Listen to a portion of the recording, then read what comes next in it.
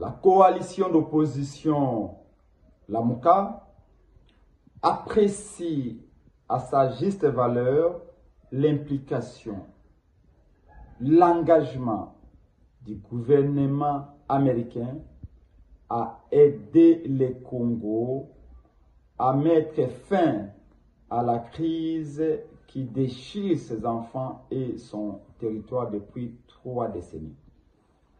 L'accord des principes tel que signé aux États-Unis dans sa phase préliminaire contient des faiblesses, mais aussi des points forts.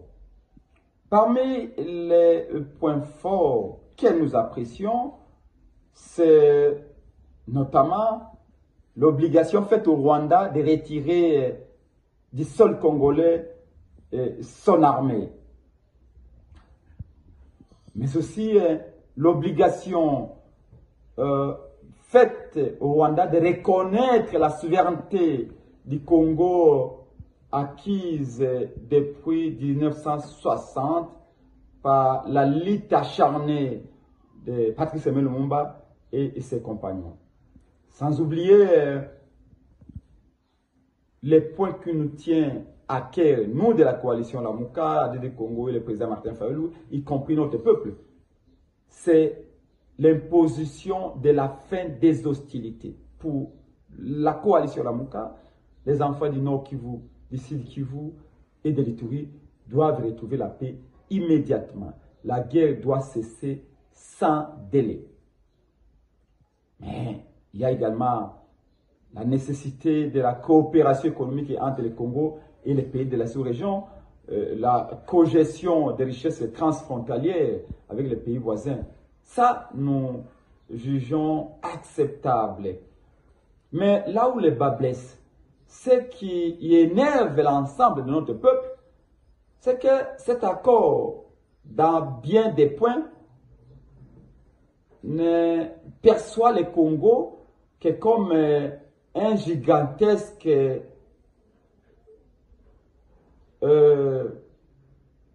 trou rempli de minéraux, une mine à ciel ouvert où l'on viendra puiser toutes sortes de minéraux stratégiques pour approvisionner les industries minières rwandaises. Mais aussi cet accord semble donner au Rwanda un droit de regard sur la manière dont nous, Congolais, nous devons gérer nos ressources minières à l'interne. C'est inacceptable.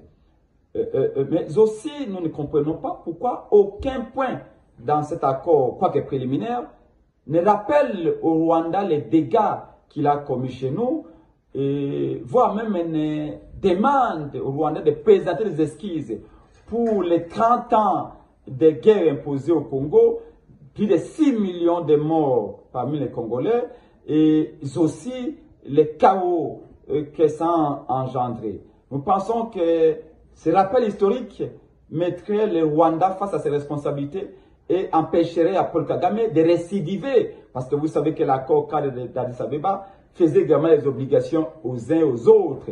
Mais ça n'a pas été respecté. Donc, rien ne nous met à l'abri tant qu'on n'aura pas mis le Rwanda face à ses responsabilités. Rappelez, c'est un devoir de mémoire, rappeler au Rwanda les dégâts commis au Congo pour qu'il ne répète pas. C'est lui qui ne sait pas d'où il vient, c'est lui qui ne sait pas respecter l'histoire ou la rappeler, est condamné à la répéter. Et les Congolais ne sont plus prêts à revivre l'histoire tragique à l'est du pays.